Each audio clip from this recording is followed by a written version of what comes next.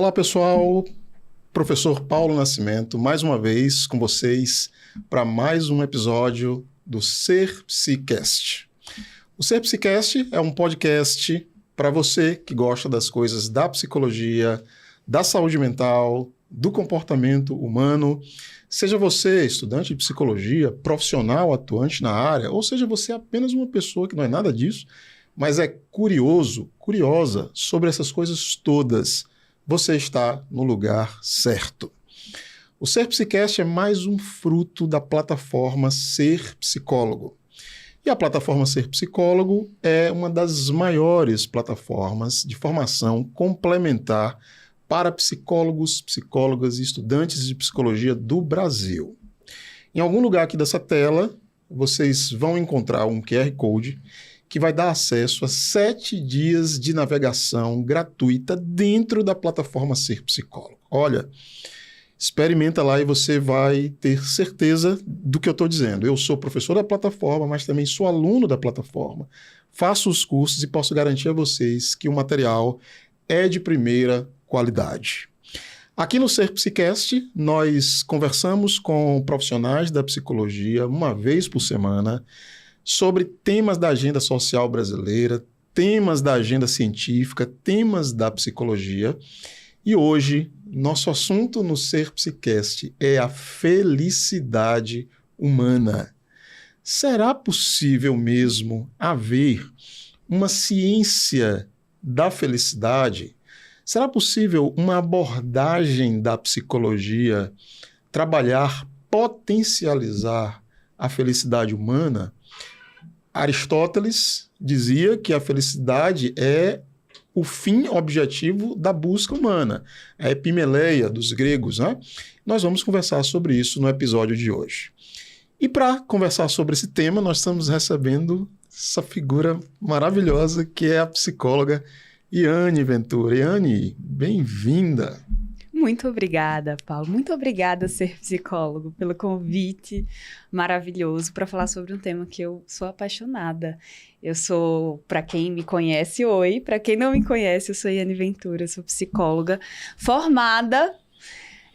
2020 eu me formei, então eu comecei a atuar na pandemia. Então eu sou do grupo de PSIs que iniciaram no online. Sim. Então, sim. Quando eu abri a minha clínica para clinicar, enfim, para atender, fazer terapia individual, fechou com um mês, porque veio a pandemia. Eu tinha uma paciente, nossa. No comecinho. No comecinho, então eu sou do time PSIs que começaram a atuar na pandemia, no online. Sim. E isso foi um grande marco na minha carreira, porque como só tinha o online, eu precisei também me desenvolver desse jeito, né? Nessa dinâmica do virtual, do digital. Então, eu me tornei também uma comunicadora. Sim. Hoje eu sou psicóloga, não atendo mais individualmente, mas me comunico com mais de 500 mil de pessoas hoje nas redes sociais. Então, eu sou comunicadora, psicóloga, comunicadora, palestrante, a mãe do Bento também. Opa! Muita gente conhece o Bento, que eu compartilho também a nossa dinâmica de vida, os meus aprendizados junto com ele. Especialista hoje em psicologia positiva, ciência do bem-estar e autorrealização. E tenho falado sobre felicidade, sobre bem-estar para muitas pessoas e também tentado aplicar na minha vida, né, gente? Porque não é só falar, é tentar aplicar que é o mais importante. Claro, claro. Então, tem tudo isso. Você começa falando da sua formação. Você fez, então, graduação em psicologia, alguma coisa Sim. Depois? Pós-graduação em psicologia positiva. Sim. Né? E hoje também atuo nas redes sociais. E em termos... Já tem 3 anos, desde que eu me formei. 4 anos, né? 2024. Sim. Esse é o meu quarto ano. Pode ter certeza, eu vou puxar esse assunto das redes sociais. Eu sei que você tem uma presença forte lá, nós vamos falar sobre isso. Sim. E em termos, você começa trabalhando na pandemia, com atendimento remoto. Hoje, o que é que você tem feito, assim, para além disso? Você continua na clínica, por exemplo? Não continuo na clínica. Hoje eu trabalho com grupos. Sim. Então, eu faço jornadas terapêuticas. Como é que é isso? Eu divulgo hoje nas redes sociais o meu trabalho e tudo mais. Vem muitas pessoas me perguntarem, Yane, eu quero fazer terapia com você. Mas é uma quantidade de gente tão grande que não dá para atender todo mundo individualmente. Então, eu resolvi fazer grupos. E nesses grupos, eu trabalho principalmente a psicoeducação, que é um conceito da TCC, da Terapia Cognitivo-Comportamental, que basicamente fala sobre a nossa mudança, o nosso bem-estar mental, a nossa saúde mental, tem muito do aprendizado. Quando a gente aprende o que é que nos faz bem, quando a gente aprende o que a psicologia tem para nos oferecer em termos de conceito, de ferramenta, de técnica, a gente consegue se desenvolver bem internamente, né? Quando eu me formei, eu comecei a atuar na clínica com TCC. Sim. E aí eu sou apaixonada pela ideia da psicoeducação. Então, eu reúno esses grupos, geralmente são... Virtualmente. Sim. Grupos de grupos de até 100 pessoas virtualmente. E dou uma aula, psicoeduco essas pessoas. E depois a gente tem um momento de tirar dúvidas, de bate-papo, que é muito terapêutico. É um grupo terapêutico, né? E... isso funciona assim, eu abro turmas. Ano passado eu abri 8 turmas num grupo terapêutico chamado Desenvolvendo os Nossos Afetos. E aí eu falava sobre... Cada semana era uma aula sobre um assunto diferente. Então, a gente tinha autoconhecimento, autoestima, relacionamentos e comunicação assertiva. E depois eu lancei um de propósito de vida. Então, foram 5 aulas, com 5 temas que eu percebia que eram as dores da maioria das pessoas. E que as pessoas não sabiam nem o básico. Então, o meu pensar e fazer, a minha atuação na psicologia foi psicoeducar virtualmente pessoas com o básico que a gente não aprende na escola, não aprende na família, pelo menos a minha geração. A geração do meu filho, não. Ele já tem aula de educação emocional e tudo mais. As escolas têm dado uma ênfase muito grande, né? Mas e os adultos, né? Sim, porque a gente foi de uma geração que não teve isso. Não, né? Não tivemos. Né? Não teve em lugar nenhum. Não tivemos isso. Agora, deixa eu só entender. Então, são grupos, você disse que grupos até 100 pessoas. Eu imagino que deve, então, porque isso hoje é o seu trabalho, né, Yane? Sim. Então, deve ter uma taxa de inscrição, as pessoas pagam aquela inscrição e tem essa incursão virtual com você. É assim que acontece? Isso. Então, tem que ser remunerado, né, minha gente? Porque a gente tem que ganhar. Claro. E é muito legal, porque é um novo formato. Na verdade, é um formato adaptado. A gente já tinha antes as terapias em grupos há muito tempo, né? A gente já tinha palestras, psicólogos já tinham essa atuação. Mas com o virtual e o trabalho de um jeito mais forte virtualmente, a gente precisou fazer algumas adaptações. Essa foi a que eu encontrei e tem sido muito potente. É muito legal perceber como isso faz diferença na vida das pessoas, mesmo online, mesmo virtual. Porque eu não lembro para você, Paulo, me conte da sua experiência, mas quando eu estava saindo do curso de psicologia, se falava sobre terapia online, se falava sobre grupos online, mas a gente, pelo menos a minha turma, os meus amigos, a gente ficava, coisa online? Deve funcionar, não. Eu que não faria uma terapia online. Assim mesmo. Eu que não faria e funciona. E aí, tinha esse preconceito com isso, e eu também iniciei meio receosa com esse mundo digital e como introduzir as terapias virtualmente. Nossa, mas a prática me deu uma aula de que funciona, que é bom, que transforma, que você pode alcançar pessoas que você nunca alcançaria se fosse só presencialmente. Eu costumo dizer que assim, tem perdas e ganhos, tem algumas perdas, né, em relação aos contatos presenciais. Tem algumas perdas, mas tem ganhos muito importantes também. O maior deles, eu acho que é essa ampliação infinita de possibilidades de você hoje poder atender gente do mundo inteiro. Eu tenho pacientes fora do Brasil, né, de modo remoto. Perde-se algumas coisas, perde alguma coisa de linguagem corporal, né, que o contato presencial nos oferece, mas como você está dizendo. Eu achei super legal a gente começar por aí Iane, porque uma boa parte da nossa audiência são estudantes de psicologia, né? Então a turma está pensando aí em possibilidades e você está falando realmente de uma reinvenção das nossas práticas, né? Forçada por uma circunstância da pandemia, mas pelo que você está dizendo aí, deu super certo, de tal maneira que você não voltou, acho que não quer voltar para uma atuação mais profissional, de alugar um espaço e atender pessoa a pessoa. Acho que você não quer mais isso. Por enquanto, não. Por enquanto, não. Eu acredito que é necessário Grupos também. De 100 pessoas. Maravilhoso isso. Eu vou querer uma assessoria com você.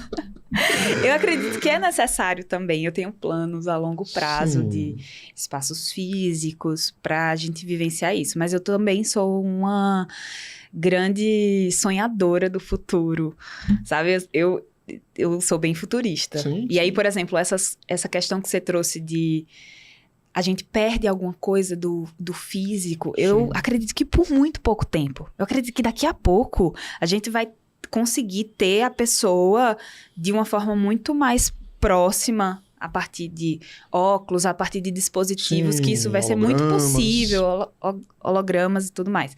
Então, estou esperando ansiosamente para virar um avatar, para fazer tudo isso.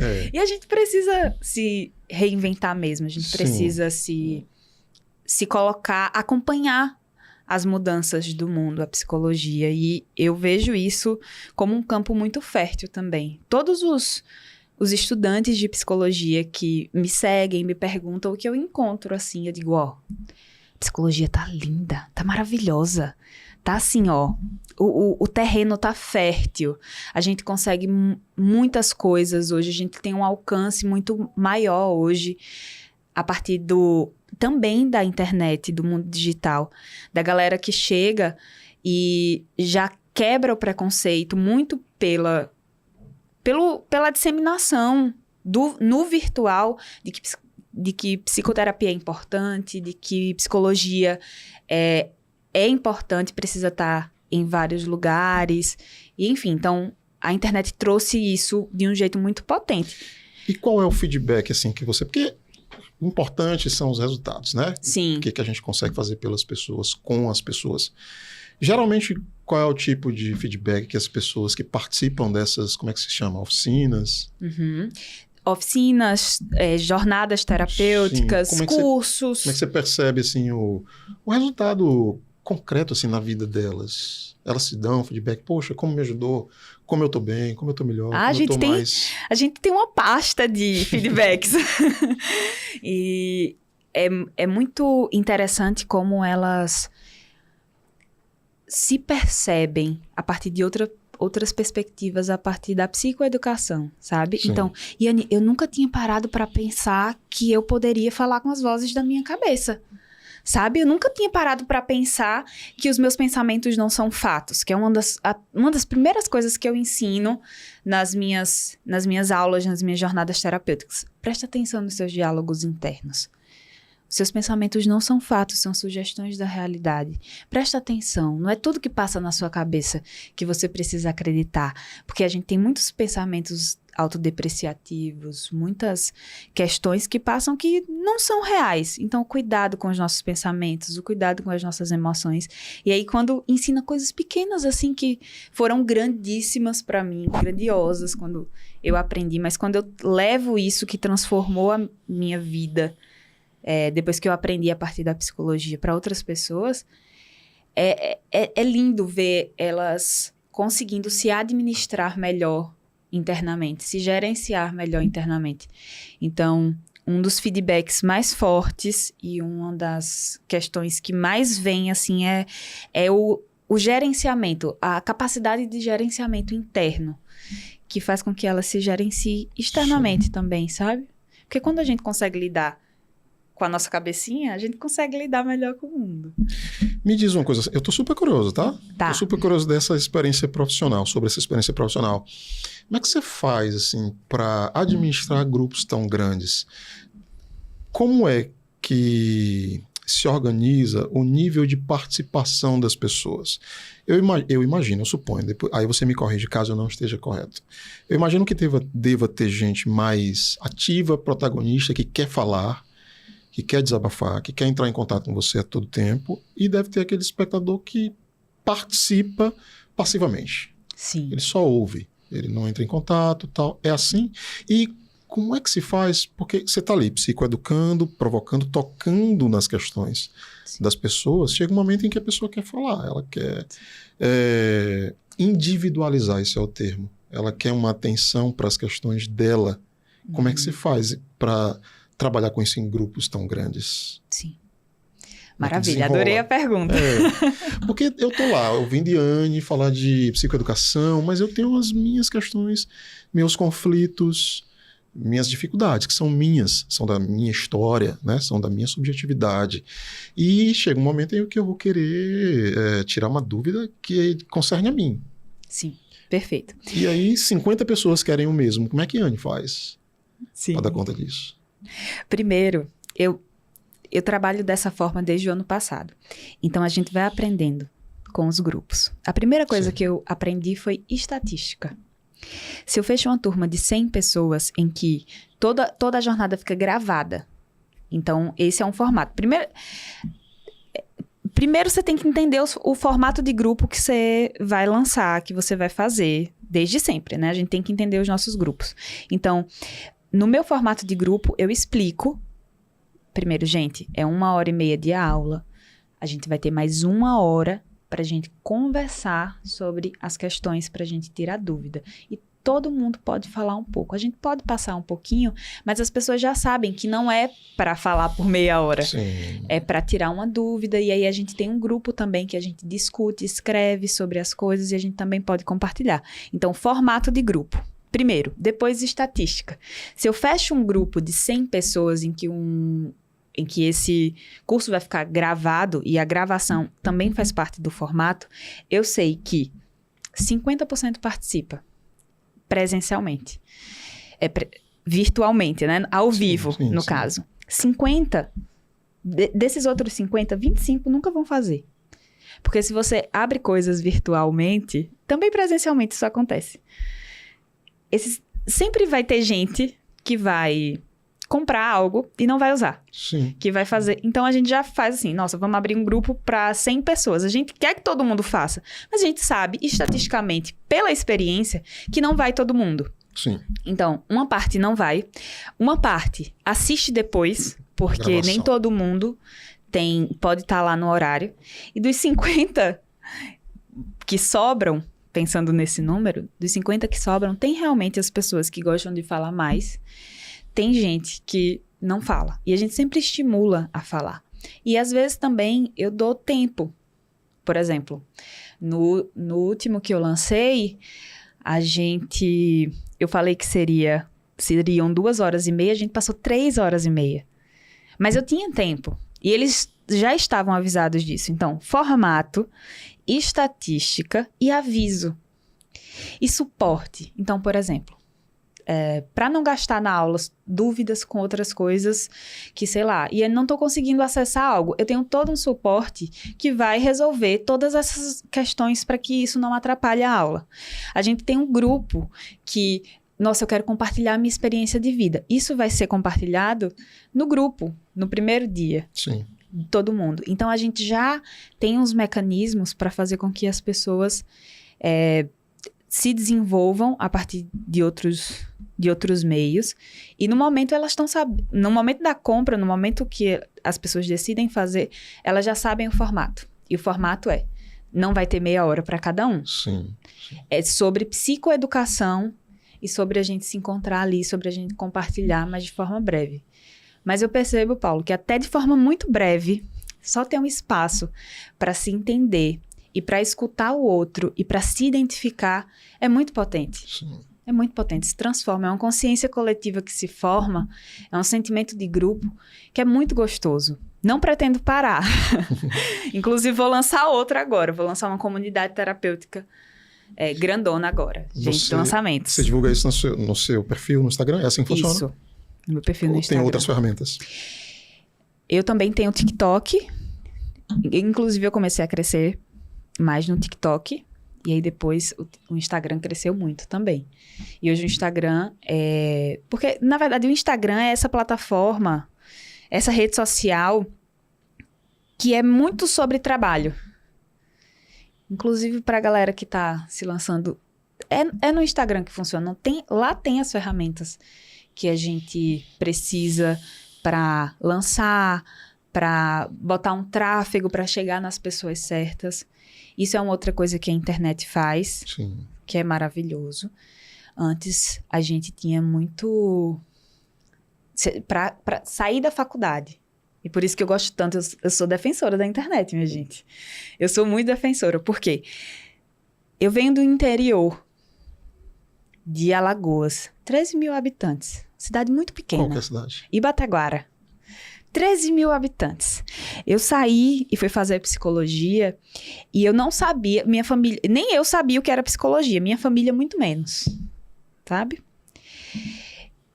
No dia que eu saí da faculdade, do curso, eu não tinha ninguém que tivesse com a clínica, meus pais não estavam com a clínica pronta para mim. Eu também não tinha quem me indicasse, porque a minha família é de psicólogos ou de médicos ou de, sabe? Então, a internet, ela dá uma oportunidade pra gente, hoje, que há muito tempo seriam de quem tem muitos privilégios. Eu não tinha privilégios quando eu saí do curso. Então, eu tive que me virar. Então, as pessoas me conheceram não porque elas conheciam o meu pai ou a minha mãe, ou meu tio, ou qualquer pessoa. Elas me conheceram porque eu era eu e eu fazia um bom trabalho. E a internet foi esse meio para isso. Então, assim, a internet é um lugar de possibilidades. Isso aconteceu para mim e eu sou muito defensora. Não, ótimo. Sabe? Entendo perfeitamente. Bora voltar, então. Primeiro, assim, adorei esse relato, acho super válido. Mais uma vez, porque tem muita gente interessada nas questões teóricas que a gente vai ainda conversar, né? As questões sobre a psicologia positiva e tudo mais. Mas tem muita gente interessada também em carreira. Né? Adoro falar, como boa capricorniana. Pois é. Na plataforma Ser Psicólogo tem um curso bem interessante de um menino que não é psicólogo, ele é médico. E ele gravou o Max Mendes. Não sei se você já ouviu falar nesse nome. Ele é médico e ele gravou um curso de marketing para psicólogos. E ele fala sobre todos. É bem interessante. Quem tiver interesse vai lá na plataforma. Antes de a gente falar da psicologia positiva, eu queria que você falasse um pouco da gente por que houve essa transição da TCC para a psicologia cognitiva. Você começou dizendo que você se formou e começou a atuar com a terapia cognitivo-comportamental. Aí veio a pandemia, botou tudo para cima, né? Aí você faz uma transição, hoje você está trabalhando com psicologia positiva. Como é que foi essa viagem, essa transição de uma teoria para outra? Por que a troca?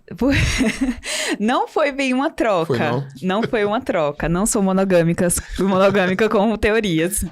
Eu adoro a TCC, adoro as terapias cognitivo-comportamentais de terceira onda, inclusive. Terapia de aceitação e compromisso, terapia do esquema. Ai, eu adoro. Vou fazer, inclusive, tá atrasado, mas eu vou atualizar a formação em terapia do esquema também, porque eu acredito que elas conversam muito com a psicologia positiva. Inclusive, eu li recentemente um livro sobre autoestima a partir dessas duas teorias, da cognitivo-comportamental e da psicologia positiva. Então, eu acredito que tem uma conversa, sabe? Para falar sobre bem-estar, eu preciso também falar sobre funcionamento cognitivo. Eu também preciso falar sobre comportamento. Então, a TCC, ela me dá uma base muito boa.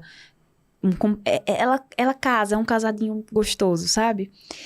Mas eu fui procurar uma pós-graduação e aí eu achei muito interessante não olhar só para a patologia, porque é interessantíssimo olhar para o processo de adoecimento e como é que funciona a mente de um borderline. Sim. E como é a ansiedade, DSM-5, muito interessante, muito gostoso.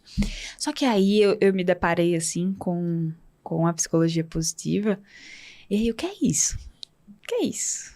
E aí, entendendo que a psicologia por muito tempo olhou muito para a doença, os processos de adoecimento, e que tinha uma galera olhando para os processos de saúde, de felicidade, isso me tocou num lugar muito familiar, porque eu sempre tive muita curiosidade para isso. Eu sou assim. Você falou que era um curioso incurável. Eu sou um otimista incurável. Eu tento... É um exercício, mas é um exercício que tá dentro de mim. Acho que tem muito a ver também com a minha personalidade, com os meus pais, enfim. E eu me identifiquei muito com isso. Eu disse, se for para estudar alguma coisa, eu quero estudar sobre felicidade. Eu quero estudar sobre bem-estar. Porque eu quero aplicar isso na minha vida, sabe? E aí foi onde eu decidi esse casamento com a psicologia positiva. Mas você encontrou um curso? Eu encontrei um curso. Ah, tá. Eu estava fazendo uma pesquisa, saí do curso, tem que fazer outro curso, né, pessoal? Formação continuada. E aí, formação continuada, eu fui procurando cursos, lendo sobre, e aí eu encontrei esse e me identifiquei muito. Porque quando eu fui ver a grade, falava sobre carreira, falava sobre relacionamentos, falava sobre bem-estar, falava sobre engajamento no trabalho, falava sobre espiritualidade. Eu, o quê? Estuda tudo isso? Gostei? Quero saber. Eu vi a grade e eu falei, nossa, são matérias que eu não vou ficar... Nossa, tem que estudar isso, né? São matérias que me despertam interesse.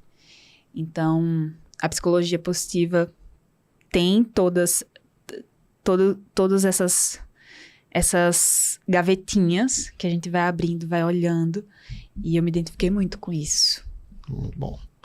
E hoje, então, o que você está dizendo é que você utiliza ferramentas, então, de ambas as abordagens, é isso? Sim. Dá para afirmar isso? Sim. Ferramentas conceituais da TCC? Sim. Da psicologia positiva também? Também. E da minha experiência de vida como psicóloga e como humana também. Sim. Que foi uma das coisas que eu percebi no caminho. Que a nossa experiência enquanto humana também conta muito. Sim. Conta muito na nossa abordagem. Eu tive uma professora, eu não me lembro qual foi a professora que me disse isso, mas a mensagem ficou gravada no meu coração. Ela disse assim, Yane, você pode usar a TCC, o Paulo pode usar a TCC, mas sempre vai ter... Mas a sua abordagem, além da teoria, vai ser a abordagem da Yane. Vai ser a do Paulo, vai ser a abordagem do Paulo, porque não tem... Quando a gente coloca a teoria ali, a gente também coloca quem a gente é. Então, TCC, Psicologia Positiva e Yane Ventura. Sim. E outra coisa, é o que você disse, você usou a expressão casadinho, né? Existem entre as teorias, de fato, muitos pontos comuns. A gente tem que ter atenção, ser estudioso, né? Porque tem teorias conflitantes. Existem teorias que têm concepções muito diferentes da pessoa, do ser humano. Não dá para conjugar. Por exemplo, não dá, na clínica para você dizer sou psicanalista e sou behaviorista. Não dá. Aí não dá mesmo. Né? O cara que diz que faz essa conciliação, ele está tentando misturar água e óleo. São duas concepções de pessoa, do funcionamento da pessoa. São duas cosmovisões, visões de mundo. Sim. Absurdamente distintas. Não vou dizer contraditórias, mas completamente diferentes. Mas com outras teorias não é o caso. Você fala, por exemplo, eu trabalho com abordagem centrada na pessoa, eu trabalho com a teoria rogeriana, mas sou leitor da terapia dos esquemas, eu tenho um fascínio no campo cognitivo, eu tenho um fascínio específico pela terapia dos esquemas. Não é que eu trabalhe esquemas na minha clínica, com as técnicas, né, para trabalhar os esquemas, não. Mas ler o Jeffrey Jung, que é o propositor da teoria, me ajuda muito a trabalhar com os meus clientes questões que Rogers não trabalhou. Rogers não trabalhou, por exemplo, a origem de comportamentos disfuncionais padronizados. E eu encontro isso na teoria dos esquemas. Então, acaba me dando ferramentas teóricas para pensar os dilemas, né, das pessoas. Então, o que eu quero dizer é que o que você está dizendo faz todo sentido. Né? É bastante coerente. Bora falar de psicologia positiva? Vamos falar. Acho que o pessoal está curioso, né? Você já contou como é que foi a sua aproximação. Bora começar assim, Yane, bem bem do basiquinho, vou fazer uma questão assim bem básica. Como que você define a psicologia positiva? Se alguém te perguntasse assim, o que é psicologia positiva? Seus pressupostos, onde é que ela quer chegar, o que é que ela propõe? O que é psicologia positiva? Eu gosto muito de explicar isso a partir da ideia de funcionamento humano ótimo. Certo. Ai, quando eu vi essas palavras juntas, eu fiquei, nossa, que delícia. Funcionamento humano ótimo. O que é um funcionamento humano ótimo? O que é que faz com que uma pessoa funcione otimamente bem no mundo? Pretencioso, viu? Não é? Mas... Como é que faz? Eu quero. Humano ótimo. Ótimo. Porque existem essas pessoas? Será que existem essas pessoas? Essa galera que tá funcionando otimamente bem? Porque quando a gente olha ao nosso redor, parece que não tá. Não tá. Tá tudo errado com o mundo todo e com a Tá gente. um funcionamento humano médio, um funcionamento humano péssimo. Ótimo, é bem pretencioso, né? Mas teve uma galera que começou a estudar sobre isso. Mais especificamente, que a gente considera o pai da psicologia positiva, o Martin Seligman. E aí, esse cara foi lá e disse assim, vamos estudar o que é felicidade. Seligman é um americano? É. O que é um funcionamento? O que é um funcionamento humano ótimo? O que é que faz um ser humano funcionar muito bem? E aí eles começaram a estudar a felicidade como um principal objetivo. Porque se a gente para perguntar para todo mundo, a maioria das pessoas, qual é? O que você mais quer na vida? Ser feliz. Ser feliz, né? Então, eles começaram a estudar sobre felicidade. E aí foi lançado pesquisa sobre felicidade e tudo mais. Tem um livro do Seligman, que é o Felicidade Autêntica, que é a primeira obra mais popular dele. E aí depois ele reformulou a ideia do que seria esse funcionamento humano ótimo. E que a psicologia não era só sobre felicidade, era sobre bem-estar. Sim.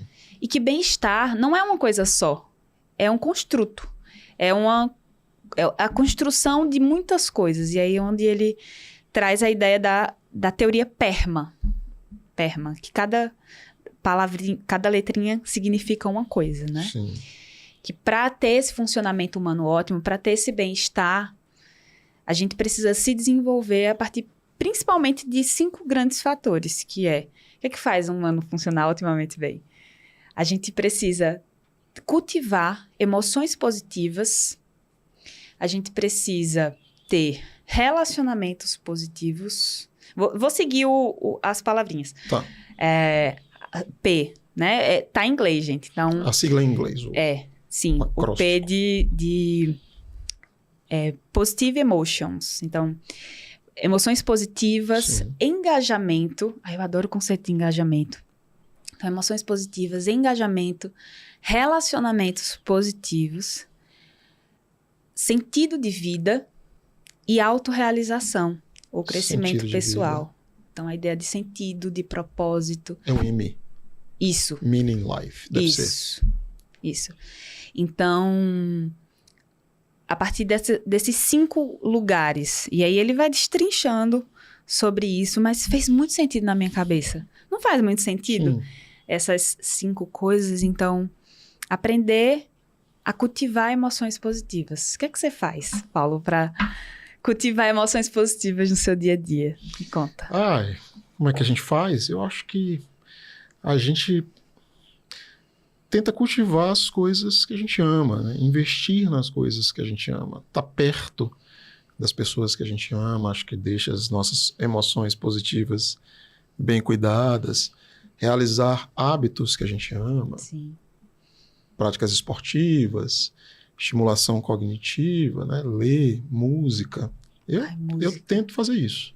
Eu também. Cultivar as pessoas que amo e cultivar os hábitos que me deixam em paz. Sim. Que são esportes e estimulação cognitiva, ler, escrever. Sim. Esse é o meu método. Seu método. Tem uma coisa que me causa emoções positivas, assim, elevadas. acordar junto com o sol. Acredita? Nossa, os meus níveis de bem-estar, eles sobem absurdamente. Quando eu acordo no meio do dia, assim, meio do dia eu falo 10 horas da manhã. É pra me dá um mal-estar tão grande. E aí quando eu acordo muito cedinho, assim, 5:30 da manhã, junto com o sol, o quentinho que entra na casa, a luz, me dá um alinhamento, uma sensação de alinhamento, cultiva tanta coisa boa em mim, sabe? Escrever, escutar música também, começar o dia com música. Tem um álbum do Emicida, o Amarelo, que é uma das coisas que mais elevam as minhas emoções.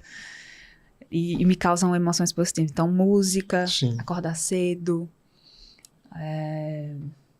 tá com pessoas que eu amo também, mas esses pequenos hábitos me fazem. E filmes, séries também. Nossa, eu tô assistindo uma série agora que tá elevando tanto a minha... Qual que é? Você pode falar? É a Maravilhosa Senhorita Mason. É assim. Acho que é. E tá na Amazon, gente. É sobre uma comediante que descobre que é comediante nos anos 50. E aí ela descobre isso depois da separação com o marido. Ela sobe muito bêbada em cima de um palco e começa a falar coisas. E aí ela se descobre como comediante. E é muito divertida a série. Muito, muito divertida. Então, essa é uma das coisas que eu assisti um episódio depois do almoço. Nossa, isso foi uma delícia. Poder fazer pausas no meu dia. Poder ir pra piscina com o meu filho. Foi uma das coisas que eu fiz hoje também. Sim. Elevam muito os meus níveis de bem-estar. Então, saber cultivar emoções positivas. Porque, às vezes, a gente só sabe gerenciar emoções que são desconfortáveis, sim, né? E aí, a TCC, por exemplo, ela tem muito isso vamos aprender a gerenciar as nossas emoções, a lidar com emoções difíceis como ansiedade. E aí a psicologia positiva vem, vamos aprender a cultivar emoções positivas como a gratidão, por exemplo. E aí tem exercícios que fazem com que a gente crie o hábito de agradecer mais, que cria o hábito de cultivar coisas que nos fazem bem. E não só tratar o que faz mal, porque emoções desconfortáveis, elas podem levar a gente a doenças físicas, né? Psicossomática. Sim, sim. Então, cai cabelo, fica mancha roxa.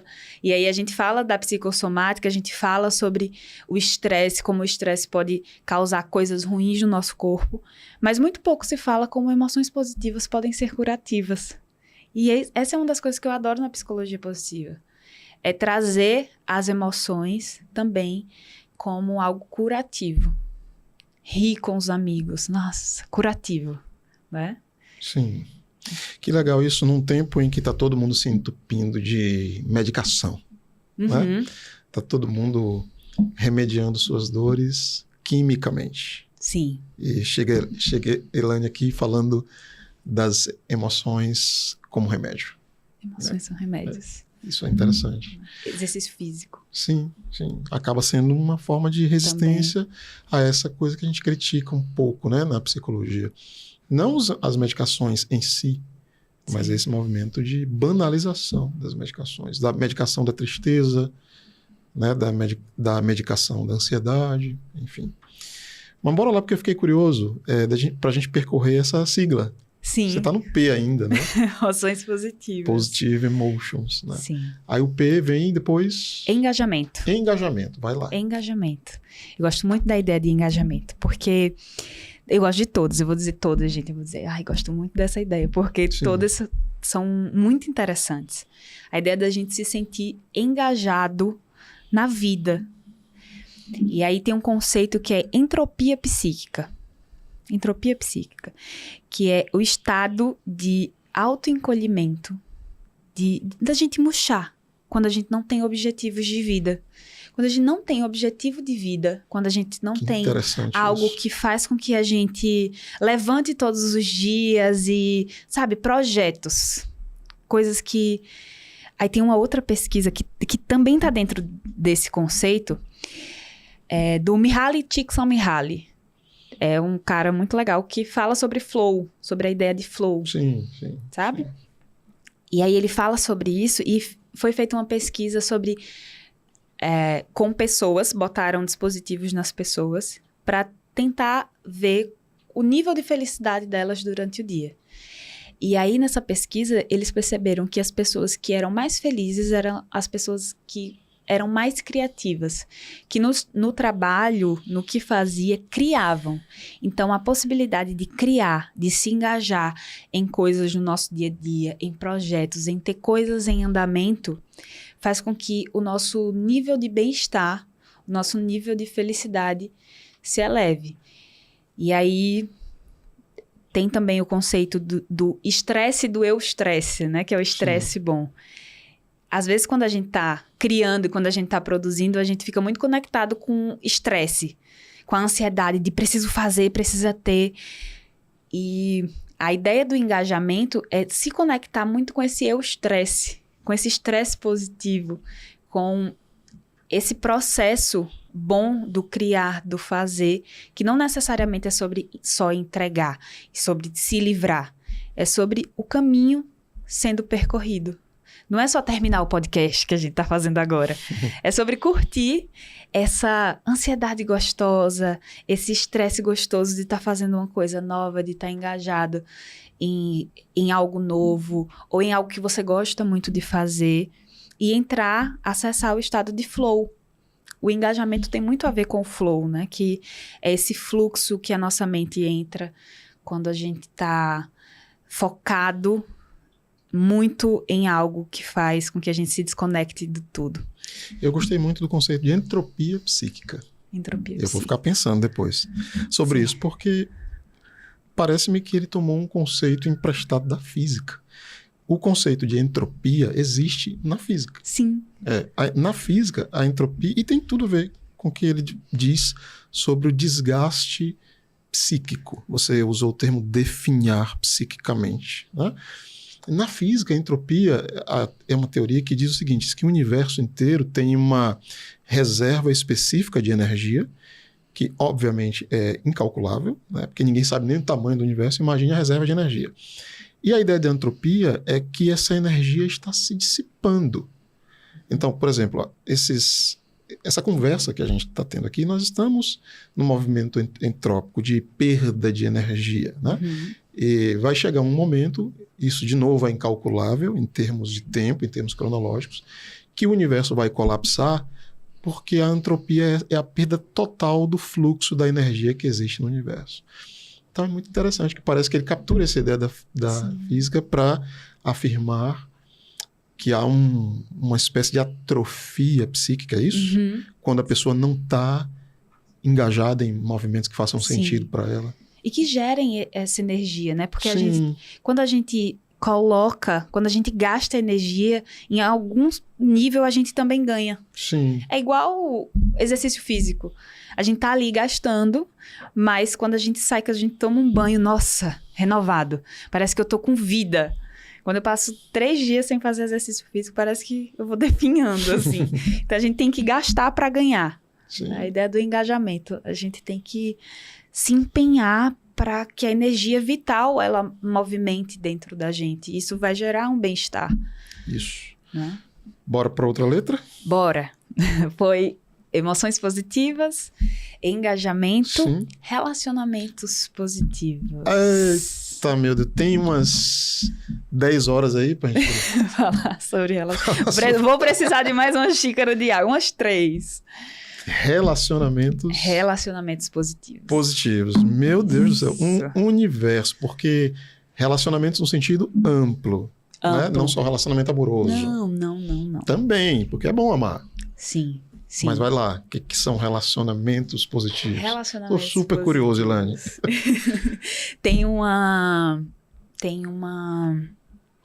pesquisa que é a maior pesquisa já feita sobre desenvolvimento humano adulto. É uma pesquisa feita em Harvard. E aí tem um TED sobre isso e também tem um livro sobre esse estudo. Do Seligman?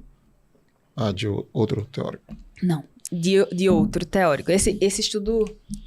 Nossa, no tempo que o TED foi lançado, eram 87 anos.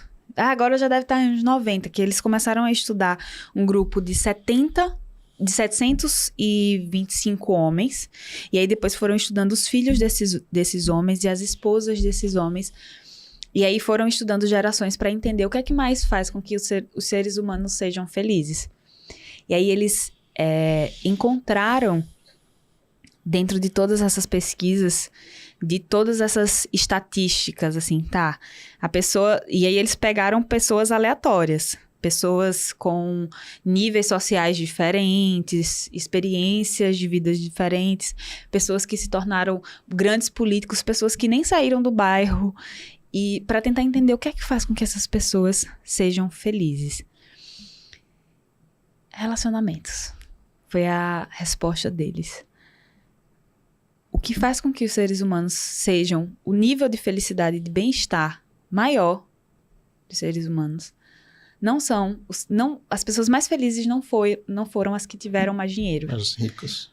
Mas as que estavam mais conectadas socialmente. Porque a nossa solidão, ela faz com que a gente define também. Sim, a base do ser humano é o vínculo, né? O que garante a nossa sobrevivência. Então, quando os nossos vínculos não estão fortalecidos, isso vai se quebrando, né? A exclusão, a rejeição, ela vai adoecendo a gente. Então, pessoas que estão socialmente conectadas, isso preserva a gente tanto psiquicamente quanto fisicamente. Então, pessoas que tinham relacionamentos melhores, elas adoeciam menos. Pessoas que tinham relacionamentos mais saudáveis eram as pessoas que estavam com a memória mais preservada também. Então, relacionamento é um ponto muito importante. Porque assim como pode... estamos bem. Sim, Robert Waldinger é o nome do que no TED, não sei se ele está vivo, o bichinho ainda, mas o Robert era o pesquisador responsável agora por essa pesquisa que ainda estava em andamento. É a maior já feita sobre desenvolvimento humano adulto. Sim. Muito legal. Muito legal mesmo. Gente, embaixo nesse vídeo, vou mandar o link para vocês. Sim, na descrição, vai estar aqui na descrição, aqui embaixo. Sim.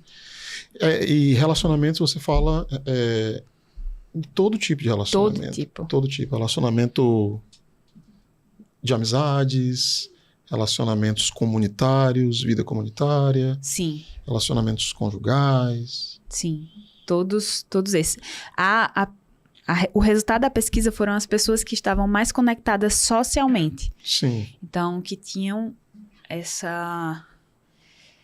esse vínculo em casa, na rua, com o moço da padaria, sabe? O que é um tanto preocupante, porque os vínculos estão ficando cada vez mais complicados. Eu ia dizer isso. Tem muito trabalho, então, pela frente, né, Elaine? Porque os vínculos estão... Sim. Bora trazer Bauman aqui para essa conversa. Os vínculos estão cada vez mais líquidos. Bauman falava, né? Relações líquidas, tempos líquidos, redes sociais, os vínculos tendem a ser mais frouxos. Sim. Eu acho que em cada contexto, esses conceitos se aplicam de modo diferente em cada contexto. A gente vive um momento... Também eu nem sei se você percebe assim. Não sei se essa é a sua percepção. Em que, de um modo geral, os vínculos são mais frágeis. Não sei se você percebe assim. Se as redes sociais produzem esse efeito de vínculos mais frágeis entre as pessoas.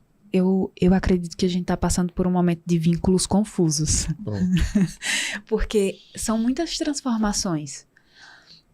Eu acredito que nós somos a geração que está passando por uma ruptura de realidade, de dimensão. Hoje a gente vive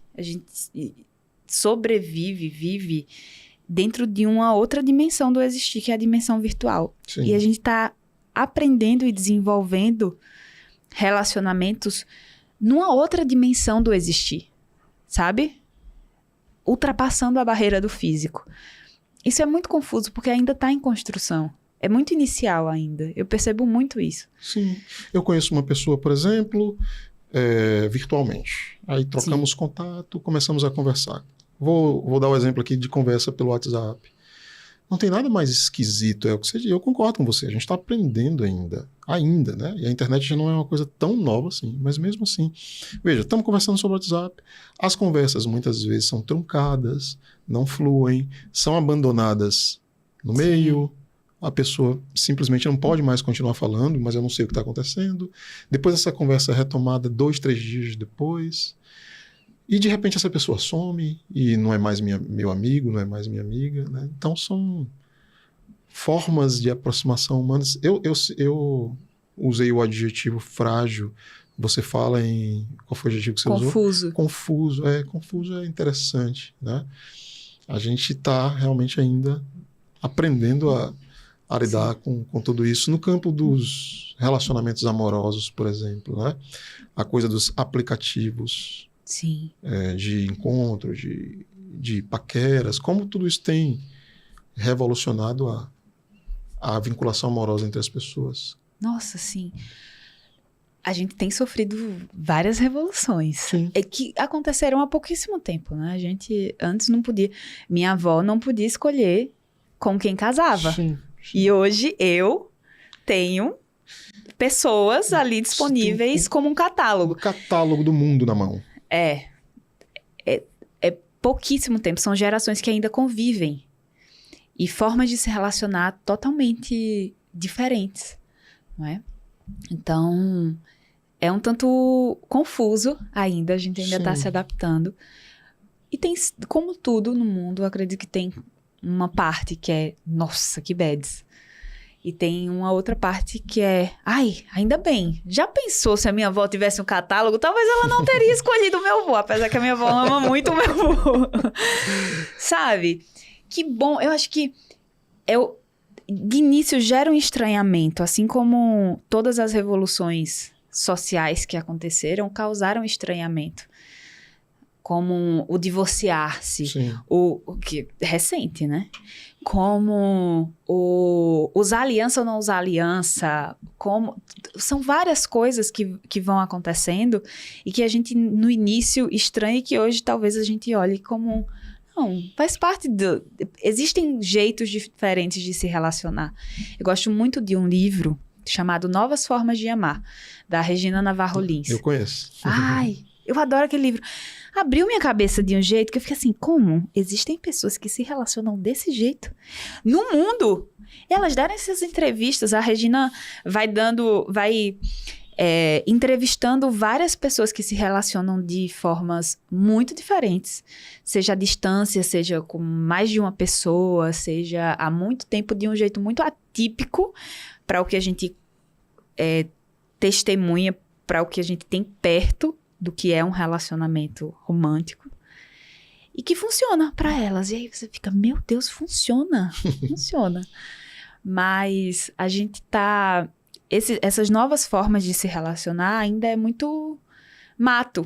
E aí eu lembro de uma fala da Jujut, uma jornalista de Jujut, saudades, que sumiu ela, bichinha, mas eu tenho uma saudade dela. E ela falou uma coisa que também ficou gravada aqui na minha cabeça, que ela disse assim, gente, tudo isso de se relacionar aberto, de se relacionar diferente, de novas formas de amar, virtual, de tudo, a gente tá cortando mato. A gente tá cortando mato ainda. Ainda é muito... Os caminhos ainda estão sendo trilhados. Então ainda muito devagar, sabe? Sei lá, o neto do Bento, meu filho, eu acho que isso não vai ser nenhuma questão. Talvez seja, mas eu acho que não. Mas daqui a muito tempo, que é pouco em relação à história da humanidade, eu sempre tento pensar assim, historicamente, quanto tempo faz que isso aconteceu? Nossa, é pouco tempo, sabe? É pouco tempo e daqui a pouquíssimo tempo também, muitas coisas ainda maiores vão acontecer. É verdade. A gente vive se queixando, essa reflexão é muito boa, porque a gente vive reclamando e esquece que esses valores que a gente elege como eternos, né, não são. Nossa. Né? São históricos, foram construídos e são novíssimos, né? Essas relações que a gente fala, por exemplo, em relações líquidas. Quando a gente fala isso, a gente está pressupondo que antes de nós as relações eram sólidas, né? E esquece que essa solidez, ela é o amor romântico, por exemplo, entre duas pessoas, né? Vou aqui pegar o modelo heteronormativo. Entre um homem e uma mulher é uma construção de uns 100 anos para cá. Os nossos avós não se casavam, como você bem colocou, na maioria das vezes não se casavam porque estavam terrivelmente apaixonados uns pelos outros. Mas vamos lá, que eu estou gostando muito dessa sigla, né? Sim. P, R, M.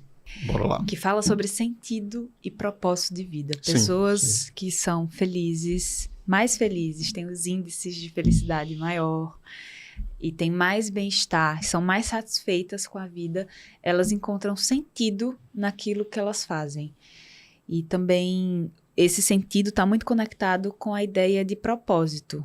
Propósito do que eu estou fazendo no mundo, o para quê de cada coisa, o para quê que eu trabalho, o para quê que eu me relaciono. Então, os sentidos que a gente vai encontrando, os significados que a gente vai atribuindo à nossa vida. O motivo pelo qual a gente se levanta todos os dias, né? Sim.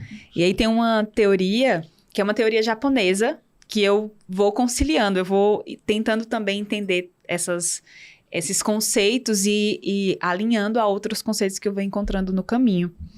Você já assistiu a série Como Viver Até os 100 Anos, O Segredo das Zonas Azuis? Não. Ai, nossa, sério? fantástico. Onde é que tá isso? Onde é que tá Netflix. Isso? Na Netflix. O Segredo das Zonas Azuis. As Zonas Azuis são as zonas com o maior número de centenários do mundo. Eu vou assistir. E, o Segredo das Zonas Azuis, Como Viver Até os 100 Anos. Ou é ao contrário, mas é isso aí. Tá. E aí eles pesquisam vários vilarejos, lugares no mundo com esse número de centenários. E o maior deles é Okinawa, que fica no Japão. Sim. E eu já sabia de Okinawa, eu já tinha lido sobre Okinawa no livro Ikigai. E Ikigai é a teoria, é a filosofia de vida das pessoas que moram em Okinawa, que é o lugar onde as pessoas mais vivem e mais vivem bem. E aí, quando o Seligman fala sobre propósito, sobre sentido, eu me lembro muito da ideia do Ikigai. Porque Ikigai, para eles, para essa galera que vive muito e vive bem, presta atenção, de quem está escutando, é um caminho, é uma luz no caminho de vida. Eles falam sobre ter propósito. Ikigai é encontrar o seu propósito. Encontrar o motivo pelo qual você se levanta todas as manhãs. Então, cada pessoa que mora lá já cresce pensando sobre isso. Qual é o seu Ikigai? Qual é o seu propósito? E aí, para encontrar esse propósito, eles fazem 4 perguntas fundamentais, que é: o que você ama fazer no mundo? O que você ama? O que te enche o coração? O que é que você é bom fazendo? O que você ama? O que você é bom? O que o mundo precisa? E o que você pode ser recompensado fazendo? Então, são essas 4 perguntas para encontrar o seu Ikigai. Nossa, aí quando eu li essa teoria, isso ficou muito gravado, o livro eu li inteiro, é fantástico. Tem muitas outras teorias que eles vão desenvolvendo sobre sentido de vida e sobre como essa comunidade vive e existe. Mas a ideia do Ikigai ficou muito gravada em mim. E aí tem esse documentário que fala sobre isso, fala sobre sentido, fala sobre propósito e sobre longevidade. Sim. Na Netflix, gente. Assistam e leiam o livro Ikigai. Eu verei. É muito bom. Mas é isso, do encontrar sentido, Sim, encontrar propósito nas nossas coisas. Quando você falava, eu fiquei lembrando, você com certeza conhece o Viktor Frankl, né? Sim. O Viktor Frankl dedicou, na verdade, a vida dele, construiu toda uma perspectiva teórica dizendo isso, né? Dizendo que o lugar que o sentido tem para uma vida boa, para a felicidade e para a saúde, também, né? A Sim. logoterapia. É aquela coisa que a Sim. gente estava falando. As teorias dialogam, sim. Dialogam, É. E muito. muito. E muito. Eu lembrei de uma história. Foi uma história que um dos meus professores nas aulas, que a gente estava falando sobre sentido e sobre propósito, contou. Essa história também ficou gravada em mim. Muitas coisas ficam gravadas em mim. Coisa boa. Mas é bom a gente se relembrar dessas coisas que são importantes e que viram a chavinha na nossa cabeça, né? E aí ele falou sobre a história de 2 pedreiros que estavam trabalhando. E aí uma pessoa passa e pergunta, o que é que vocês estão fazendo? E aí um fala, eu estou empilhando tijolos. E aí o outro diz, eu estou construindo a maior catedral da minha cidade. Isso vai servir a muitas pessoas. A importância dos sentidos. Quando a gente Sim. só faz por fazer, porque quando a gente enxerga as coisas só como empilhar tijolos, quando a gente enxerga o nosso fazer no mundo só como, sei lá, eu tô atendendo pessoas, eu tô engavetando coisas, mas e trabalhos podem ser exaustivos, né? Mas é interessante também a gente fazer as coisas entendendo o porquê delas. Se perguntar o porquê das coisas. O porquê fazer o que fazer. E como isso como esses sentidos vão atribuindo significado à nossa existência. Sim. Deixa eu te aproveitar, voltando a Viktor Frankl, te fazer uma pergunta, porque quando ele falava sobre a importância do sentido, a centralidade do sentido para a felicidade e para a saúde, ele sempre... O Viktor Frankl está falando aí nas décadas de 50 e 60. Sim. Naquele momento, ele está dizendo que nós somos uma sociedade esvaziada de sentido.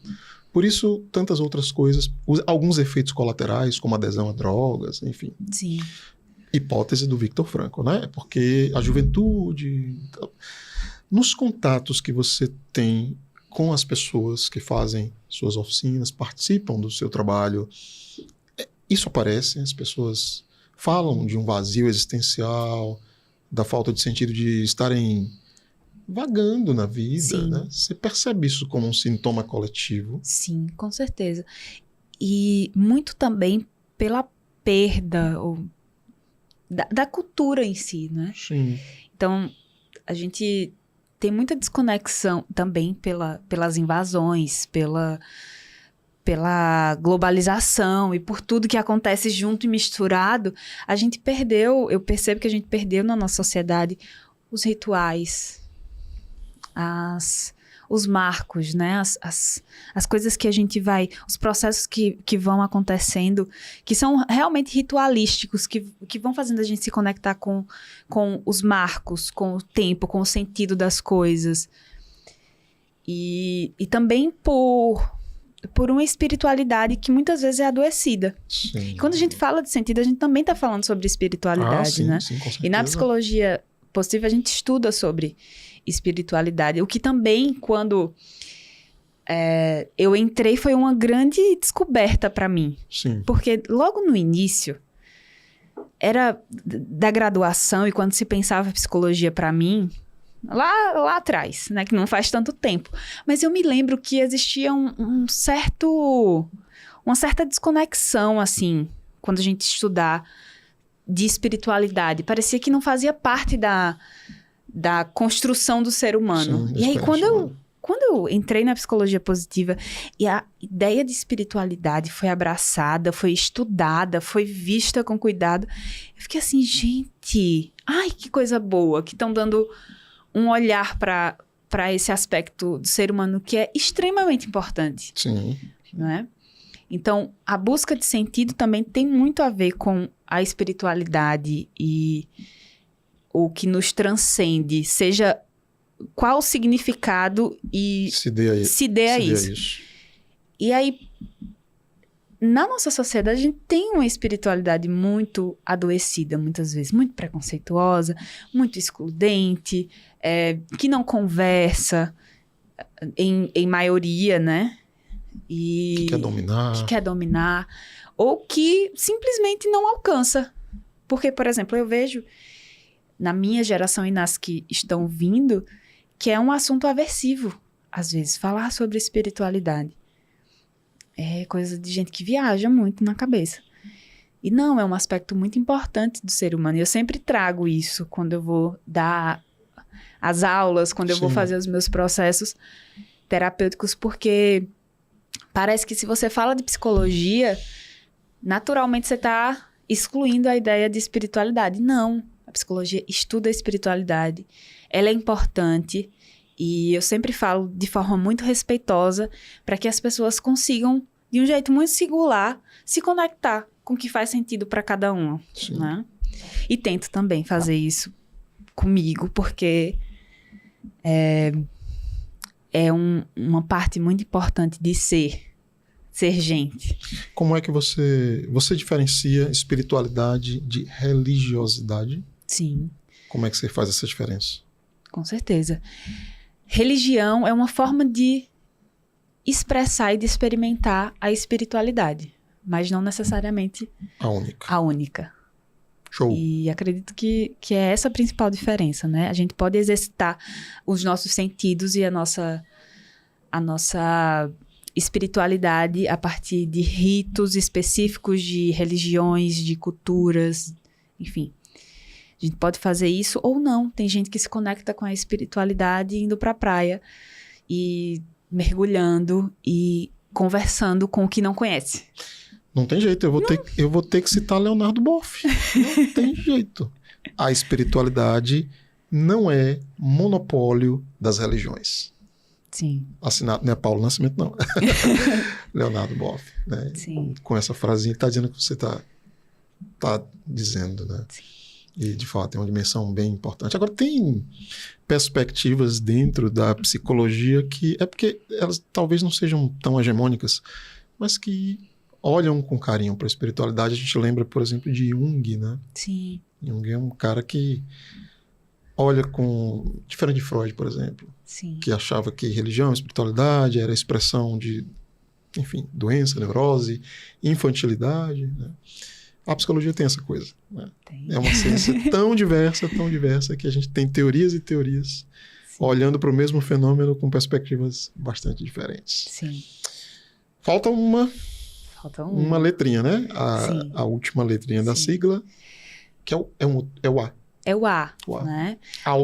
Realização, autorrealização, autodesenvolvimento, é esse o sentido. Então, você conseguir se perceber enquanto pessoa em crescimento.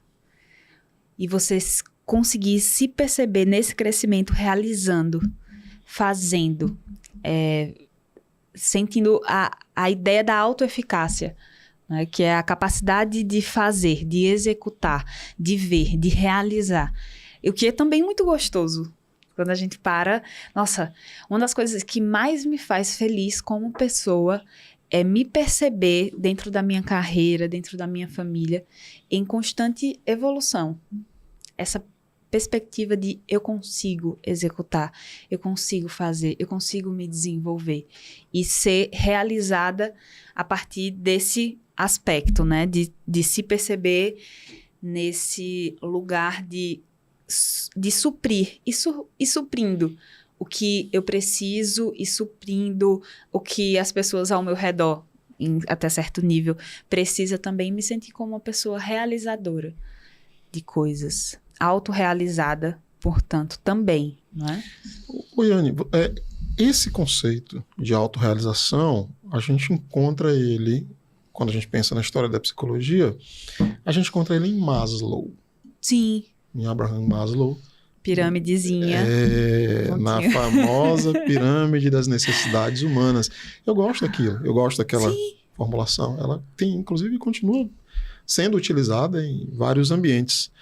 Qual é o lugar de Maslow? O Seligman, citou Seligman. O Seligman está na década de 90, não é isso? Então é bem recente, uma coisa bem nova. Qual é o lugar de Maslow na psicologia humanista? Porque Maslow está mais atrás. Está mais atrás, mas é a fonte. Sim. É a fonte. O Seligman, ele ele bebe de Maslow, sabe? Mas só em 98 que é lançado toda a ideia de psicologia positiva, que é colocada no mundo, né? Gente, eu tinha 1 ano. Eu tenho 27 hoje. Então, há 26 anos atrás. O que, para a história da psicologia, ainda é muito recente, não é? Muito recente. E aí, quem começou pensando muito sobre isso foi o Maslow, né? Então, toda essa ideia também de autorrealização, de pensar o ser humano a partir de aspectos também positivos, de pensar sobre virtudes, sobre o que tem de bom na gente, minha gente. Até então era muito, nossa, o que é que tem de errado, o que é que tem de quebrado, como é que a gente conserta? E o Maslow começa também com esse olhar do... Tá, mas o que é que tem de bom também? O que é que presta aí? Que tem? E uma visão também muito esperançosa. Que, o ser humano o ser humano é bom. Sim. O ser humano tem esse aspecto positivo, esse aspecto forte, no sentido de forças e virtudes, né? Que também é uma coisa que a psicologia positiva aborda, as forças e as virtudes do ser humano. Forças de caráter e virtude. E aí, são 7 forças de caráter e 24 virtudes que foram desenvolvidas, pesquisadas. A galera chega e diz assim, tá, o que é que todas as religiões, o que é que todas as culturas falam sobre virtudes do ser humano, sobre forças de caráter? E aí eles pesquisam e encontram no islamismo, no cristianismo, em todas essas 7 virtudes, 24 forças de caráter. E virtudes como coragem, como justiça. E aí eles vão colocando isso de uma forma bem esquematizada, porque o Seligman tem muito isso. Nossa, acadêmico, ele é uma coisa... O livrinho tranquilo dele para todo mundo, que é o Florescer, ele é muito enfático, assim, em trazer... Você indica esse como a porta de entrada? Porta de entrada. O Florescer. Florescer. Sim. É uma nova visão sobre o bem-estar a partir da psicologia positiva, Martin Seligman. É muito legal, mas ele tem esse cuidado de trazer a psicologia positiva como ciência, sabe? Sim. Como, olha, a gente fez essa pesquisa, a gente tem esse método, a gente faz tudo isso porque foi um tanto descredibilizada, assim, sabe? A psicologia positiva, nossa, positivos e coisas assim. Então, ele se intitula, eu tive uma aula com ele, e ele se intitula uma pessoa naturalmente pessimista. Sério? Sério. O propositor da psicologia positiva. Como é que é isso, pelo amor de Deus? Sim. Ele fala, gente, é meio que um contraponto. Vocês acham que eu sou a pessoa mais positiva do mundo? Eu não sou. Eu me sinto naturalmente um pessimista. Mas ele luta contra. Ele luta contra. Sim. E a psicologia... O que me surpreendeu também, Sim. porque eu pensei que ele era assim, um Buda. E quando eu conheci ele a partir das aulas, né, online, teve uma matéria inteira com ele. E aí, ele tá vivo ainda. Ainda bem, é legal ter pessoas assim ainda entre nós. E aí ele falou sobre isso, sobre ser naturalmente pessimista. E então ele é muito rígido quando ele vai falar sobre a psicologia positiva, para que ela não seja levada como a galera good vibes que ignora todo o sofrimento do mundo, sabe? Então, ele é muito rigoroso. Então, O Florescer é um livro maravilhoso. Sim. Mas, assim, o que tem de referência, o que tem de pesquisa, o que tem de coisa, para quem gosta de ler sobre, é uma delícia. Mas... E aí, as virtudes e forças de caráter tem um teste para você fazer o teste das suas virtudes e das suas forças de caráter. Sim. E é um dos testes que é gratuito, um dos poucos, né? Que é gratuito, que é disponível, que é regulamentado, que é bem legal, o teste VIA. Eu tenho um vídeo sobre ele no Instagram e eu tenho uma live explicando como a gente pode se perceber a partir das nossas virtudes e das nossas forças de caráter, quando a gente vai encontrando. É bem legal, demora uns 20 minutinhos para você responder tudo. E é também um exercício de autoconhecimento. Tá na internet? Tá na internet. Aí, eu deixei o link lá. Gente, tem um link que é pago. Não é pago. Esse teste é um teste que está disponível para todo mundo. E quanto mais pessoas faz o teste, mais dados eles têm para pesquisa. E já foram mais de milhões de pessoas que fizeram o teste VIA. É bem legal. Sim. E a ideia das forças de caráter e de virtude está muito conectado com a perspectiva da gente encontrar o que é bom na gente. Geralmente a gente se pergunta muito, o que é que tem de ruim, né, em mim? O que é que tem para consertar? E aí, uma das perguntas fundamentais para a gente se fazer é o que é que tem de bom em mim? O que é naturalmente bom em mim? Uhum. Por exemplo, eu descobri que uma das minhas forças é a sabedoria. E eu fiquei, nossa, é verdade. E o amor ao aprendizado. A virtude é a sabedoria e a força é o amor ao aprendizado. Que legal esse exercício de autoconhecimento, de você perceber o que é naturalmente bom em você. Sim. Né? Isso feito a partir de pesquisa. Eu estava aqui pensando o seguinte, como esses autores eles estão conectados. Você falou de Maslow, né? O Seligman se apropria, digamos, né, de alguns conceitos, conceito de autorrealização. Então, está todo mundo aí no campo humanista. Eu estava pensando aqui na relação entre Maslow e Rogers. Sim. Né, como Rogers também se apropriou desse conceito de autorrealização. E toda vez que você fala assim, temos que... o Seligman enfatiza o que há de bom, o que há de positivo na natureza humana. Isso o Rogers também falou assim, o tempo inteiro, na teoria dele. E tem uma expressão que você utilizou que é muito próxima também de uma outra expressão de Rogers, sobre o funcionamento ótimo da pessoa, do indivíduo. Funcionamento humano ótimo. Funcionamento humano ótimo. Rogers falava no funcionamento ótimo da personalidade. Eu acho que essa galera é do mesmo time. Todo mundo aí do campo humanista. Mas é porque, pelo que eu estou lembrando, a psicologia positiva, naquela coisa das ondas, Sim. Teorias da primeira onda, da segunda onda. Primeira onda, psicanálise. Segunda onda, behaviorista. Terceira onda, teorias humanistas. Sim. É aí que a psicologia positiva está localizada. Sim. Né? Sim. Então, são primos aí. Primos. Né? Primos. Primos que conversam, que se dão bem. Exato. Seligman, Rogers, Maslow, maravilhoso. Agora, essa conversa tá muito tranquila. Vamos botar uma pimenta? Vamos. Você topa? Com certeza. Botar acarajé só presta com pimenta. Né? E eu sou baiano. Veja só. Eu acho, assim, particularmente fantástico essa coisa também de teorias psicológicas que enfatizem muito mais nossos potenciais positivos do que o que há de ruim em nós. Mas isso não pode ser confundido. Você que trabalha com a psicologia positiva e outras pessoas não são atacados e atacadas sobre o argumento de que talvez isso soe ou possa soar como positividade tóxica. Eu gosto muito dessa expressão.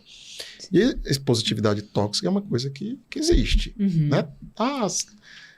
É a força do pensamento, tá tudo bem, você é maravilhoso, mentalize. Uhum. Quando a vida é difícil, Sim. O mundo é cruel e nós somos seres complexos. Demais. Bastante complexos, né?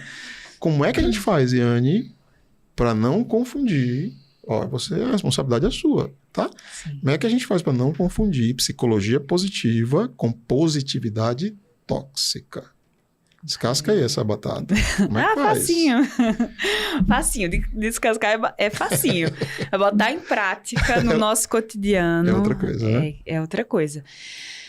A psicologia positiva, ela não joga fora a ideia do sofrimento humano. Certo. Né? O sofrimento humano faz parte da nossa experiência enquanto gente. O sofrimento faz parte da nossa vida. Não tem como a gente nascer, passar pela vida, morrer sem experimentar o sofrimento. E ele é pedagógico. Eu gosto de ver o sofrimento como um processo pedagógico. Postei um vídeo sobre isso ontem, inclusive. Você postou sobre isso? Sobre o sofrimento é um processo pedagógico. A gente pode aprender com ele. É importante que a gente aprenda. Né? Mas também não é só com ele, né, Yane? Não só com ele. Mas senão... imagine o contrário. Esse é um exercício que a minha psicóloga sempre faz comigo. Quando eu falo uma coisa, imagine o contrário. Imagine se não fosse assim. Imagine se não houvesse sofrimento. Sim. Né? A vida é contraste. A gente sabe o que é dor, o que é alívio, porque a gente também sabe o que é dor. Imagine se não existisse dor. Imagine a falta de empatia, a falta de... Sabe? Seria um tanto estranho o mundo. Acho que não haveria desenvolvimento, né? Não haveria seríamos desenvolvimento. Imaturos, não sei. Sim. E tudo no mundo é sobre esse equilíbrio. Em nenhum aspecto, em nenhum momento, a ideia da psicologia é anular essa parte. Né? É focar, principalmente no que a galera não estava focando. Mas não é... Eu acho que a positividade se torna tóxica quando ela se torna cega para o sofrimento humano, para a existência desse sofrimento, para a validação desse sofrimento. Os nossos sofrimentos são válidos, o nosso sofrimento é importante a gente chorar. O olho foi feito para chorar. Todas as vezes que a galera que a gente tá nos grupos e tal, acolhendo, eu sempre digo, não peça desculpa por chorar. Nosso olho foi feito para chorar, é um jeito de aliviar, ó, que delícia. O choro, chore, sinta. A dor é para ser sentida, de fato. E a positividade tóxica é o ignorar essa parte da experiência humana. Mas a gente não...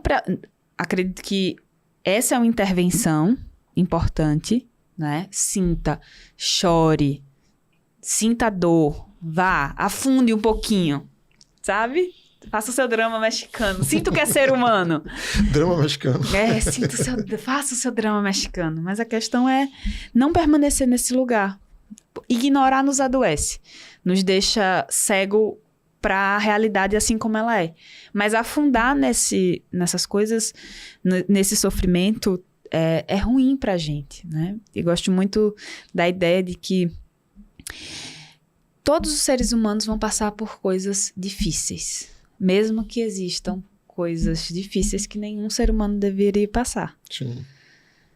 Então, a gente tem que reconhecer essas coisas, sabe? E aí, a terapia de aceitação e compromisso conversa muito com isso. Adoro as terapias cognitivo-comportamentais de terceira onda, assim, gente. Mais uma vez, sou apaixonada por vocês. E aí, a ACT conversa muito com isso. De aceitar a vida assim como ela é. A positividade se torna tóxica quando a gente não aceita a vida assim como ela é. E a vida tem sofrimento, sabe? Então, é esse caminho de equilíbrio, de compreender a dor, compreender a felicidade. O ruim é que a galera geralmente compreende e se afunda muito na dor, na patologia. E a minha força e luta e entrega com a psicologia positiva é tentar esse equilíbrio, sabe? Não acho que se confunde. Se você conhece, se você estuda a psicologia positiva, se você se aprofunda, se você vê o básico, assim, se você lê um capítulo do Florescer do Seligman, você vai ver que não é sobre psicologia, sobre positividade tóxica, sabe? Muito pelo contrário, são pesquisas sérias, mas que, infelizmente, para quem não tá muito por dentro do assunto, ou para quem, sei lá, só viu assim, porque também hoje a gente não pode falar de positividade. Positividade parece que foi um termo, assim como resiliência, assim como empoderamento, foi um termo esvaziado. Então, infelizmente, a psicologia positiva carrega um termo que socialmente foi esvaziado, e aí quando você fala positivo, a galera já leva para positividade tóxica. Sim, imagino que sim. Infelizmente. Mas não é sobre isso, sabe? Não é mesmo. E que pena que o termo foi esvaziado, porque ele é muito importante para a nossa vida. Você viu que tudo aqui que a gente falou fez muito sentido, não é? Tá, outra questão que eu acho que também é meio picante. Veja, a psicologia positiva, ela tem de fato potencial para alcançar todas as pessoas, porque veja, os níveis de sofrimento das pessoas são diferentes. Sim. E estão atravessados por muitas variáveis diferentes. Então tem aquela pessoa, por exemplo, que vive em condições socioeconômicas, o lugar dela está marcado por preconceito, por racismo, por privação econômica. É difícil. O que eu quero perguntar é o seguinte: existem casos que são mais difíceis de a gente trabalhar com essa pessoa, trabalhar com ela o que ela tem de positivo, fazer ela aderir a essa metodologia, que eu gostei muito da sigla das 5 letras, porque tem pessoas que estão em... Eu estou falando dos lugares sociais, né? Sim. O lugar social está marcado pelo lugar econômico, pelo lugar racial, pelo lugar de gênero, de orientação sexual, né? Sim. Será que a gente consegue, com a psicologia positiva, ir até esses sofrimentos que são... Eu acho que tem sofrimentos que são... Não dá para comparar pessoa com pessoa, mas tem lugares sociais que são Sim. mais complexos. É isso que eu quero dizer. Com certeza. Com certeza. São muito mais complexos e... Todo ser humano é complexo, Sim, né? sim, A sociedade é também. E eu não quero comparar o gente... sofrimento de ninguém com ninguém, não. Só dizer que tem lugares sociais que são, de fato, mais... Sim. Sofríveis. Não sei se esse é o termo. Com certeza. Com certeza. A psicologia positiva chega. Eu acredito que chega aí porque pela complexidade do ser humano, esse ser humano que está inserido dentro dessa realidade, ele é essa realidade, mas ele não é só essa realidade, sabe? Então, eu acredito muito que trazer esses conceitos de forma simplificada sobre... Caramba, sim, existe uma situação social muito complicada, mas a gente falar sobre fortalecimento de relacionamentos pode ser uma coisa também que dá para falar, sabe? Que dá para ser uma intervenção de algum jeito. Falar sobre engajamento naquilo que as pessoas fazem pode ser também, pode ajudar de alguma forma, entende? Não vai solucionar a vida de ninguém, assim como nenhuma outra teoria vai solucionar a vida de ninguém e vai solucionar uma questão social que vai muito além da psicologia e vai muito além de qualquer outra coisa. As questões sociais são muito complexas, muito maiores do que, sabe, do que uma teoria, do que uma intervenção. Mas eu acredito que as coisas podem ajudar, podem contribuir de alguma forma. Claro. Não é resolver o problema inteiro. A gente não vai conseguir. Nada sozinho consegue, Sim. Na verdade.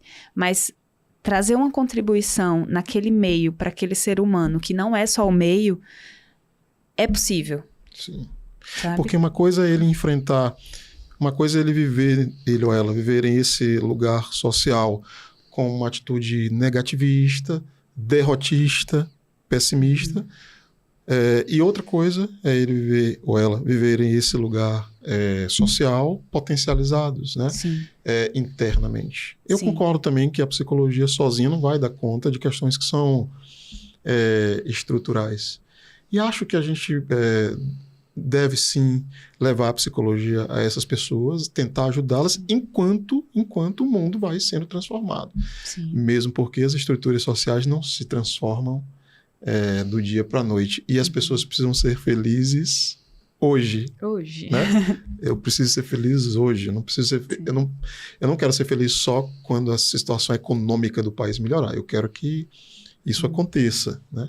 Mas a urgência por felicidade parece... A felicidade parece algo urgente. Eu não sei se está correto dizer isso. Sim, sim. É urgente. É para agora. É para agora. Né? Quantas vezes a gente passa... Isso não é uma fantasia, sabe?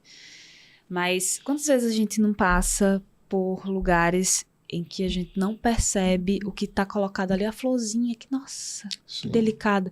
A gente está desconectado das coisas reais, do que está ali e da felicidade que a gente pode encontrar no agora, sabe? A terapia cognitiva baseada em mindfulness fala muito sobre isso, sobre a gente estar plenamente atento ao que nos acontece agora e porque dá para encontrar felicidade aí. E aquela pesquisa do Robert Waldinger sobre desenvolvimento humano adulto, a gente viu que as pessoas mais felizes Vínculos, relações, não são as que tinham mais. Às vezes a gente corre e todo o nosso estresse social é sobre mais. E o consumo excessivo. Eu vou ser feliz quando eu tiver, eu vou ser feliz quando... E, óbvio, a gente precisa do básico, mas existe um estresse muito grande a partir da ideia do consumo, né? Então, prestar atenção no que se já tem, prestar atenção no que é agora, sabe? Tem um exercício que eu adoro fazer, que é o exercício de observar a não dor. Então, por exemplo, agora, no meu corpo, não sei se você tá sentindo alguma dor, eu tô sentindo nenhuma dor. Não, eu tô zerado também. Eu tô zerada de dor. Nossa, quantas vezes a gente para? Quantas vezes a gente para perceber que não existe dor no nosso corpo? Verdade. Homeostase, equilíbrio. Tem pessoas agora que estão sofrendo muito com dor, sabe? E aí, eu tento sempre me fazer esse exercício, porque ele me lembra da minha humanidade. Ele também faz com que eu seja honesta com as outras pessoas também, com as minhas posições, porque em poucos e muitos níveis a gente tem muitos privilégios, seja da dor, ou da falta de dor, ou da possibilidade de andar, da possibilidade de acessar, da possibilidade de enxergar, da possibilidade de falar, da possibilidade de fazer coisas que muitas pessoas não conseguem fazer. Eu tenho 12 graus de miopia, por exemplo. Sério? Eu tenho 12 graus de miopia. Então, quando eu tiro as minhas lentes de contato, eu fico, caramba. Nossa, aí eu agradeço. É sobre isso também, sobre aprender a cultivar, observar as coisas que são... Nossa, ainda bem que existe lente de contato. Já pensou? E eu tenho que usar. Mas existem pessoas que não precisam usar lente de contato, porque os olhos funcionam muito bem. E perfeitamente. Não precisa estar se preocupando que a sua retina é tão fina que a qualquer momento pode ter alguma coisa, sabe? Então, se lembrar dessas coisas que são... Nossa, eu acordei bem, meu corpo tá funcionando bem, ou poderia estar pior, mas tá ok. Nossa... Tenho onde dormir. Olha que legal que eu tenho onde dormir. Olha que legal que eu tô comendo essa comida boa. Às vezes a gente come a comida olhando no celular e não presta atenção na comida, sabe? Então, encontrar felicidade na comida que a gente come, encontrar felicidade no corpo que a gente habita, encontrar felicidade nas conversas, principalmente nas conversas, nas conexões. Deixa eu lhe contar uma coincidência, uma rapidíssima coincidência que tem a ver com o que você acabou de dizer. Essa semana eu desci para onde eu moro, muito perto da minha casa tem um chaveiro, um rapaz que tem um negocinho de consertar chaves no meio da rua. E ele já consertou algumas chaves minhas, nós ficamos conhecidos, não amigos, mas conhecidos. E essa semana eu passei por ele e ele estava, Yane, com uma ferramenta dando forma a uma chave. Aí eu parei. E disse, rapaz, nós somos da mesma idade, que a gente já conversou, nós temos 40 e poucos anos. Eu parei, rapaz, que privilégio seu. E ele ficou sem entender. Ele, privilégio por quê? Você consegue fazer um trabalho desse, com essa idade, sem óculos. Sim. Aí eu agradeci, porque que bom que alguém inventou óculos. Né? Isso que você falou, que bom que alguém inventou a lente de contato. Eu fiz esse exercício de agradecimento essa semana. Eu agradeci a esse ser, que eu não sei quem foi, esse ser desconhecido, que inventou o óculos sem o qual eu não conseguiria fazer absolutamente nada. Essa coisa de agradecer por essas coisas, né?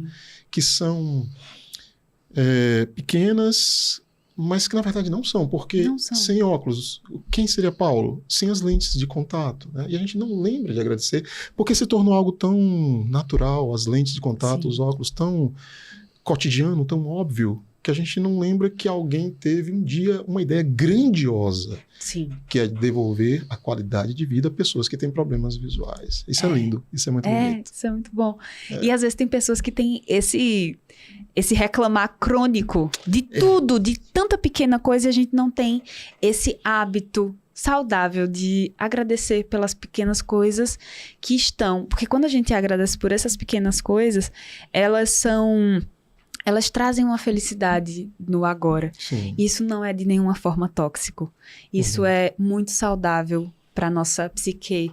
Isso preserva a gente. Isso preserva também as pessoas que andam com a gente, porque emoções são contagiantes.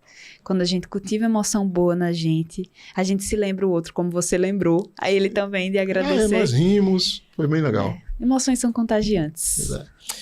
Yane, o tempo não tem jeito, né? O tempo passou, a gente... Sim, ó. Pois é, conversa muito boa. Eu quero que você termine aí. Claro, você vai deixar suas redes sociais, né? Sim. O pessoal te encontrar. E queremos te ouvir aí as tuas últimas palavras, o que é que você tem a dizer para quem queira fazer uma incursão, né? Dentro da psicologia positiva. O que é que você recomenda? Sim. Se você recomenda que a pessoa faça um curso ou que primeiro leia alguma coisa do Seligman, uma palavra final para o nosso público. Se vocês... Oi, gente, mais uma vez. Se vocês escutaram o podcast até o final, vocês tiveram de uma forma simples, numa conversa, uma dosezinha da psicologia positiva. É um pouco disso. Você pode ler, você pode fazer um curso. Eu amei fazer. Foi uma delícia. É uma delícia estudar sobre felicidade. Eu acredito que é um assunto urgente. Sim. Porque não é só tratar a patologia. A gente precisa tratar a patologia. Isso é muito importante. Mas os nossos níveis de bem-estar, saúde, na verdade, não é a ausência de doença. OMS. Sim. A saúde não é a ausência de doença. Existem outros níveis que a gente pode alcançar enquanto ser humano e que não é necessariamente algo tão difícil. A gente está falando aqui sobre coisas muito simples, mas que a gente precisa se lembrar e que a gente precisa se aprofundar nisso. Então, eu espero que vocês tenham conseguido ir um pouquinho mais fundo hoje, junto com a gente. Foi uma conversa maravilhosa. Onde é que as pessoas te encontram? Deixa aí a tua rede. E se você quiser mais doses de autocuidado, de espiritualidade, de psicologia, de bem-estar, de felicidade, você pode me encontrar no @YaneVentura, tanto no Instagram quanto no TikTok. Nas minhas redes, eu tenho sempre o cuidado de fazer conteúdos em que as pessoas se lembrem, no fundo do coração delas, que elas podem ser mais gentis, tanto com elas quanto com as outras pessoas. Essa linha que eu sigo. Vocês vão ver se vocês me acharem por lá. Mas foi uma conversa deliciosa. E me contem depois. Yane, escutei o seu podcast no SerPsi, junto com o Paulo. Gostei disso. É sempre bom recebê-los. Maravilha, maravilha. Em nome da equipe da Ser Psicóloga, a gente quer te agradecer. Eu quero te parabenizar por esse trabalho. Eu confesso que eu fiquei surpreso com a extensão desse trabalho. Surpreendido também com essa coragem estratégica que você contou para a gente aqui no iniciozinho, né, da conversa. Isso é maravilhoso, renova aí a nossa motivação, inclusive a minha também, como psicoterapeuta. Então, te agradecer por ter disponibilizado esse tempinho aqui, te agradecer pelo trabalho e deixar as portas abertas, quem sabe, voltar aqui para a gente conversar. Eu volto. No futuro sobre outras coisas. Pode me chamar que eu volto. Sobre relacionamentos. Vamos conversar sobre... eu adoro conversar sobre relacionamentos. Já tá a dica aí para a equipe aqui da... Equipe, vamos conversar sobre relacionamentos. Tá bom? Gente, você que chegou até aqui, que ainda não fez a inscrição no canal do YouTube, eu quero pedir para você, vai lá, faz a inscrição, marca o sininho para você receber as notificações das novidades que estão aparecendo aqui toda semana, aqui no canal da SerPsi. Não esquece do QR Code em algum lugar aqui nessa tela. O QR Code vai te direcionar para 7 dias gratuitos dentro da plataforma ser psicólogo, tá bom? Obrigado pela tua audiência mais uma vez. Se cuidem todas e todos. Um grande abraço e até o próximo episódio.